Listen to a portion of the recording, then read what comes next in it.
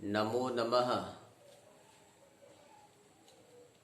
दिव्यवाणी संस्कृतं चैनल माध्यमेन भवतां सर्वेषां हार्दिकं सुस्वागतम्, अभिनन्दनं, वन्दनं, नमनं च। छात्र छात्राः, अध्यापकाः, अध्यापिकाश्च, संस्कृतस्य अध्येतारः, संस्कृतस्य प्रेमिणः, संस्कृतं प्रति जिज्ञासवः, भवतां सर्वेषामपि दिव्यवाणी संस्कृत चैनल माध्यमेन नमस्कारम, नमो नमः। आइए, मैं डॉक्टर दिव्येश्वर शास्त्री प्रतिदिन की भांति आप सबके लिए लेके आया हूँ एक नया शब्द, जिसको नपुंसक लिंग में फलम कहते हैं संस्कृत भाषा में।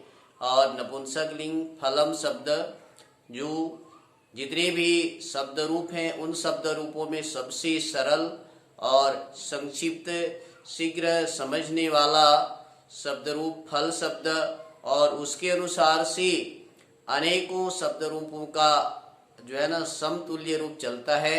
जिस प्रकार से पुष्पम, जलम, वनम, भोजनम इत्यादि, उसके बारे में बाद में बताएंगे। तो बच्चों को जो शब्द रूपों में कठिनाई महसूस होती है उसका सामान्य ट्रिक, सामान्य तरीका मैं आपको बता रहा हूं। और ये फल शब्द नपुंसक लिंग में आप देख रहे हैं संस्कृत भाषा का। तो सबसे पहले इसके बारे में जाने तो ये सबसे पहले 7 विभक्तियां हैं: प्रथमा, द्वितीया, तृतीया, चतुर्थी, पंचमी, षष्ठी, सप्तमी और संबोधन। इन 7 विभक्तियों का अर्थ को जाने। प्रथमा विभक्ति का अर्थ होता है ने, द्वितीया का अर्थ होता है को, और तृतीया का अर्थ है से के द्वारा, चतुर्थी के लिए, पंचमी से अलग, षष्ठी रा रे रे काके की, और सप्तमी में, पर, ऊपर 3 अर्थ, संबोधन में हे, भो, अरे, ए इत्यादि। ये 7 विभक्तियों का अर्थ जानिए आप। सबसे पहले अर्थ जान जाए, किसी भी चीज का हम अर्थ जान जाए तो उसको याद करने में कोई कठिनाई नहीं होती है। उसके पश्चात इसमें कौन कौन से कारक हैं विभक्ति के अनुसार जान लें। तो प्रथमा में कर्तरी, प्रथमा में कर्ता कारक, द्वितीया में कर्म कारक, तृतीया में करण कारक, और चतुर्थी में संप्रदान कारक, पंचमी में अपादान कारक, षष्ठी में कारक नहीं होता है, क्योंकि जो कारक होता है क्रियान्वितम कारकम ऐसा कहा जाता है। जो क्रिया से युक्त हो या क्रिया से जुड़ा हुआ हो तो कारक कहलाता है। किंतु षष्ठी विभक्ति को कारक में गिनती नहीं माना गया है। सप्तमी का कारक बनता है आधारो अधिकरणम, अर्थात अधिकरण कारक। अधिकरणे सप्तमी, और अधिकरण कारक में सप्तमी विभक्ति होती है। छात्र छात्राओं, प्यारे विद्यार्थियों, सबसे सरल शब्द कोई है तो फल, पुष्प, नपुंसक लिंग के जो शब्द रूप है उसको हम जाने। तो सामान्यतः देखेंगे तो आप एक वचन, द्विवचन, बहुवचन जो याद करते हैं, फलम, फली, फलानी, प्रथमा, द्वितीया में फलम, फली, फलानी, तृतीया फलेन, फलाभ्याम, फलैहि, फलाय, फलाभ्याम, फलेभ्यः, फलात्, फलाभ्याम, फलेभ्यः, फलस्य, फलयोः, फलानां, फले, फलयोः, फलेषु, हे फल, हे फले, हे फलानी। ऐसा जो याद करते हैं उसका संक्षिप्त तरीका मैंने निकाला है। शायद इस प्रकार से याद करने में कठिनाई महसूस होती है, किंतु जो मैं बता रहा हूँ उस ट्रिक में आप याद करेंगे, उस पद्धति से आप याद करेंगे तो अविलंब आपको याद हो जाएगा। साथ साथ अर्थों को समझें, अर्थ ज्ञान पूर्वक याद करें तो कभी नहीं भूलेंगे। रटा हुआ विद्या तुरंत भूल जाते हैं। मैं 20 साल से संस्कृत सीख रहा हूँ, आज तक सीख रहा हूँ, और 20 साल से पहले जो पढ़ा आज तक मुझे याद है। मेरे गुरुजनों ने जो पद्धति से पढ़ाया है उस पद्धति को मैं आप सबको बताने का प्रयास कर रहा हूँ, और उस पद्धति में बहुत लोग दिव्यवाणी संस्कृतम चैनल के माध्यम से लाभान्वित हो रहे हैं। दिव्यवाणी संस्कृतम चैनल हम सब के लिए वरदान है, खास करके संस्कृत भाषा सीखने के लिए, संस्कृत में धारा प्रवाह बोलने के लिए, संस्कृत को समझने के लिए, व्याकरण के बारीकियों को समझने के लिए। बच्चों को, अध्यापकों को, अध्यापिकाओं को सबसे ज्यादा कोई कठिन महसूस होता है तो व्याकरण होता है। और मैं आचार्य दिव्येश्वर शास्त्री आप सबकी सेवा में व्याकरण विषय को लेकर के आया हूँ। तो आइए आज फल शब्द पर विचार करते हैं, एक नया तरीका, नया पद्धति जिससे आप याद कर सकें।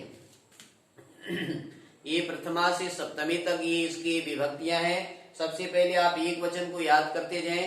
इसमें इस रूप में विशेष बात यह है कि प्रथमा और द्वितीय दोनों समान चलते हैं, उसके अनुसार से ये रूप बनता है। बाकी ये तृतीया से सप्तमी या संबोधन पर्यंत अकारांत पुल्लिंग के तुल्य रूप चलता है, ये नपुंसकलिंग का रूप है।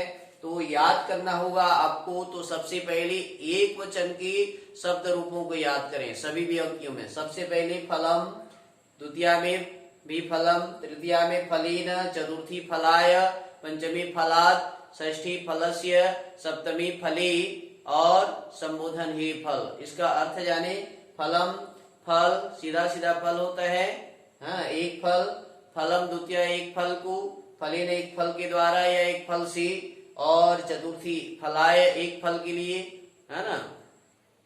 पंचमी एक फल से अलग फला, है ना। और षष्ठी फलस्य एक फल का, सप्तमी फले एक फल में। ऐसा आप इसका अर्थ जानिए। ये एक वचन के पहले रूप याद करें, याद हो गया होगा। नीचे से चलता हूं। संबोधन फल, है ना, हे फल मतलब हे एक फल, और फली सप्तमी, सप्तमी एक फल में, एक फल पर, एक फल के ऊपर। षष्ठी फलस्य एक फल का, फलात् पंचमी एक फल से अलग, चतुर्थी फलाय एक फल के लिए, और तृतीय फलेन, तृतीय का दो अर्थ है से के द्वारा, से या द्वारा, तो एक फल से या एक फल के द्वारा। द्वितीय का अर्थ है को, फलम एक फल को, और प्रथमा का अर्थ है ने, मतलब से फल, एक फल ही केवल कह सकते हैं। इसी भांति आप द्विवचन को याद करें। फले फले, फलाभ्याम फलाभ्याम फलाभ्याम, फलयोः फलयोः, है ना, फलयोः फलयोः, और संबोधन में बनेगा हे फले। तो याद इसका अर्थ जाने।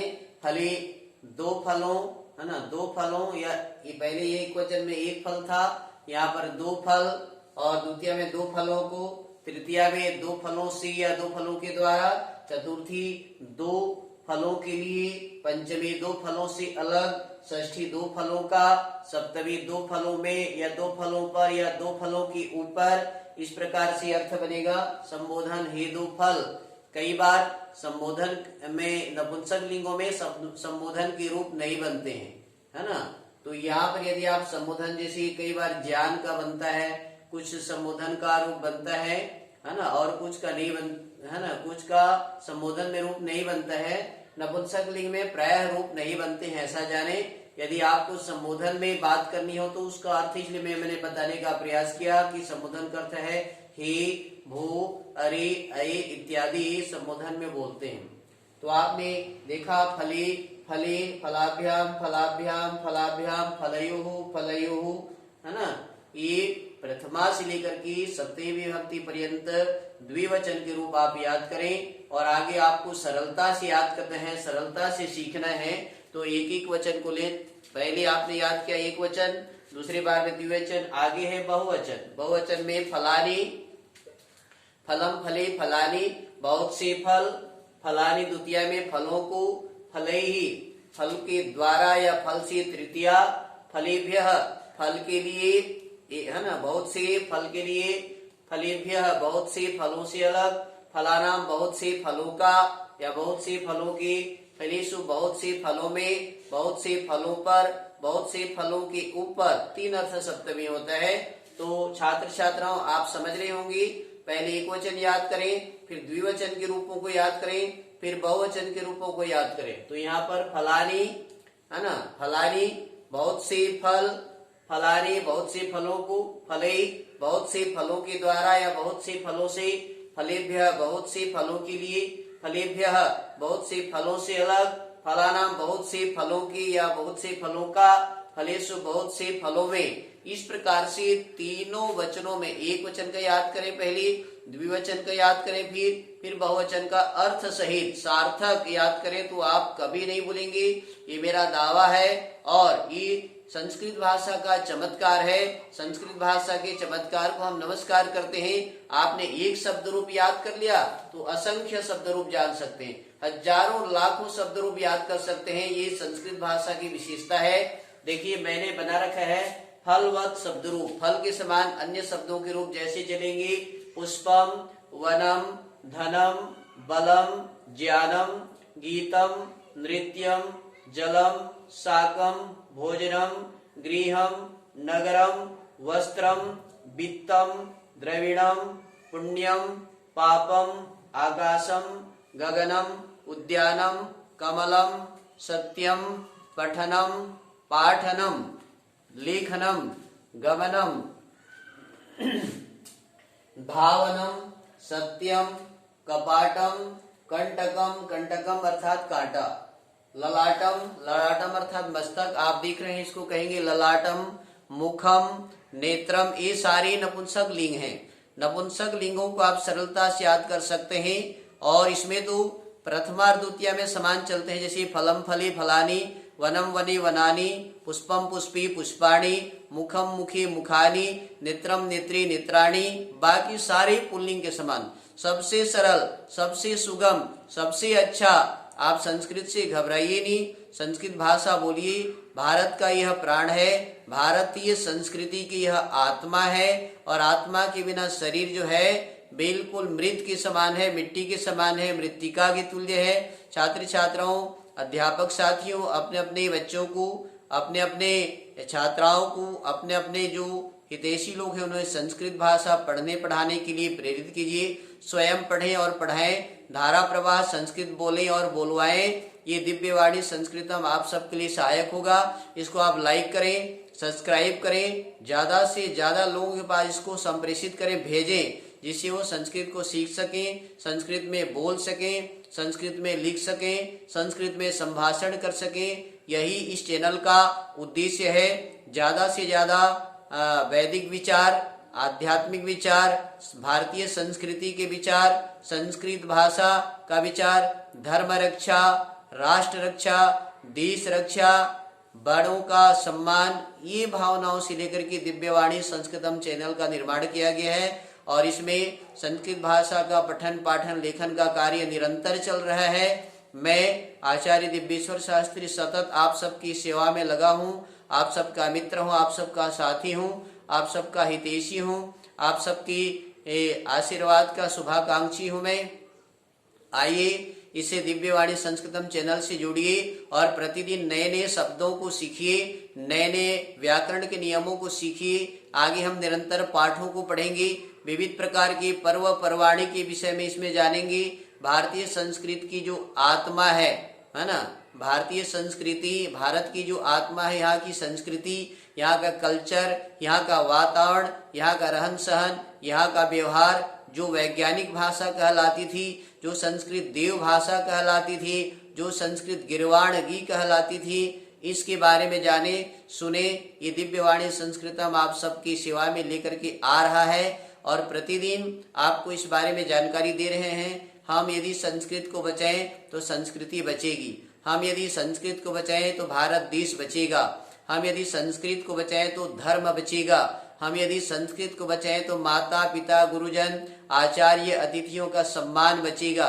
आज बड़ा से बड़ा आदमी भी पढ़ लिख करके है ना अहंकार से मत्त हो रहा है, मदन मत्त हो रहा है, किंतु भारतीय संस्कृति संस्कृत पढ़ने पर संस्कृत का हर एक पंक्ति हमें नीति वाक्य सिखाती है, हर एक पंक्ति हमें जो है ना नम्र होने का सिखाती है। संस्कृत का जो श्लोक है विद्या ददाति विनयम, विद्या जो है विनय प्रदान करती है, विनयात याति पात्रताम, आप विनयशील बनेंगे तो आप पात्र बनेंगे, पात्रत्वा धनम आपनोति, आप जब पात्र बन जाएंगे तो धन की प्राप्ति होगी, धनात् धर्मम, और धन आएगा तो धर्म काम होगा, ततः सुखम, धर्म काम होने से सुख की प्राप्ति होगी। आप सुख प्राप्ति करना चाहते हैं, विनयशील बनना चाहते हैं, पात्रता बनाना चाहते हैं, स्वयं में योग्य बनना चाहते हैं तो संस्कृत भाषा से जुड़े, संस्कृत को पढ़ें, संस्कृत को लिखें, संस्कृत के बारे में सुने। देव भाषा देववाणी को सुनने से भी मुक्ति मिलती है। देवताओं का जो वाक्य है, देव जो बात करते हैं, जिस वार्तालाप के आधार पर देवतागण परस्पर एक दूसरे को वार्तालाप संवाद परिसंवाद करते हैं और बड़े बड़े महाकाव्य, बड़े बड़े ग्रंथ, बड़े बड़े पुराण, बड़े बड़े शास्त्र, वेद आदि धर्म शास्त्र, उपनिषद, पुराण, मनुस्मृति, ये सारी संस्कृत भाषा में निहित है। तो संस्कृत पढ़ेंगे तो हमारी समस्त भाषाओं के प्रति जो है ज्ञान होगा, समस्त धर्मों के प्रति आदर होगा। इन्हीं शुभकामनाओं के साथ आपको मैं कहना चाहूंगा, फल शब्दों को याद करें और आगे की वीडियो में फिर से मिलेंगे। बोलिए पुनर्मिलामः, नमो नमः, धन्यवादः। जयतु भारतम, जयतु संस्कृतम, जयतु संस्कृतम। ओम शांति शांति शांति।